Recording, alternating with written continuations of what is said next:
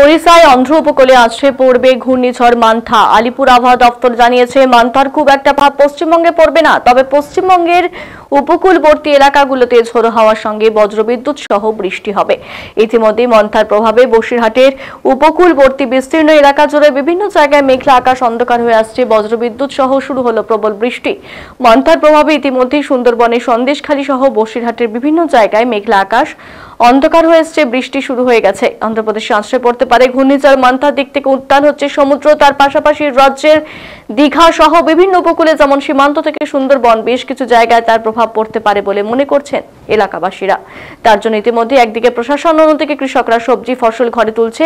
প্রশাসনের পক্ষ থেকে যে সমস্ত নদীমাতৃক এলাকাগুলো আছে সেই সমস্ত এলাকা ইতিমধ্যেই তোড়জোড় শুরু করেছে প্রশাসন, যাতে একদিকে নদী বাঁধ খতিয়ে দেখা এবং অন্যদিকে মানুষের সুবিধা অসুবিধে সব রকম ব্যবস্থা করছে প্রশাসন।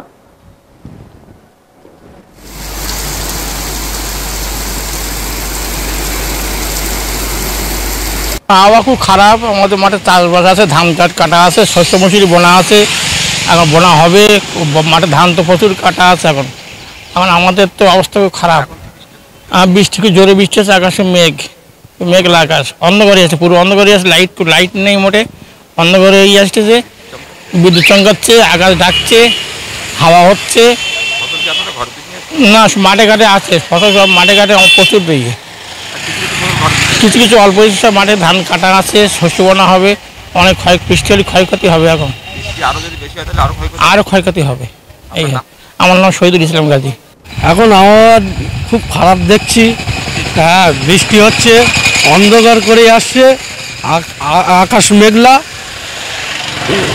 হ্যাঁ, জোরে বৃষ্টি হচ্ছে, ঝোড়ো হাওয়া আছে, বজ্রপাত করছে। আরো বৃষ্টি হওয়ার সম্ভাবনা বেশি। এখন আমাদের এলাকায় প্রচুর ক্ষতি সম্ভাবনা আছে। ধান চাষ চাষিদের ক্ষতি হতে পারে। হ্যাঁ, অবশ্যই তারা বাড়ি তুলছে ফসল। হ্যাঁ, ক্ষতি হবে বলে অনেক ধান কাটা আছে মাঠে। আমার নাম হচ্ছে ফজলুর রহমান মোল্লা। এখন আবহাওয়া খুব বিপজ্জনক আছি। কেন? এই ঝড়টা আমাদের খুব, এর আগে তো আমফান অনেক ঝড় এসেছিল, সেগুলোর থেকে এটা হচ্ছে ভয়ঙ্কর ঝড় আসছে। তার জন্য ভীষণ আতঙ্কে আছি আমরা। তো নদীর ধারে বসবাস করো? হ্যাঁ, নদীর ধারে আমরা বসবাস করি, ওই জন্য আমাদের বেশি ভয় লাগে। কেন?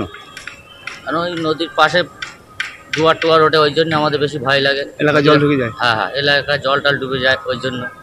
মানে আতঙ্ক তো একটু ভয় কাজ করছে নাকি? হ্যাঁ, আতঙ্ক তো করবেই। তো ঘর বাড়ির অবস্থা সব খারাপ, ভেঙে চুরি হয়ে যায়, কোথায় আমরা গিয়ে থাকবো, ওই জন্য সেটাই ভয় লাগে। তোমার নাম? আমার নাম আব্দুল রহিম গাজী।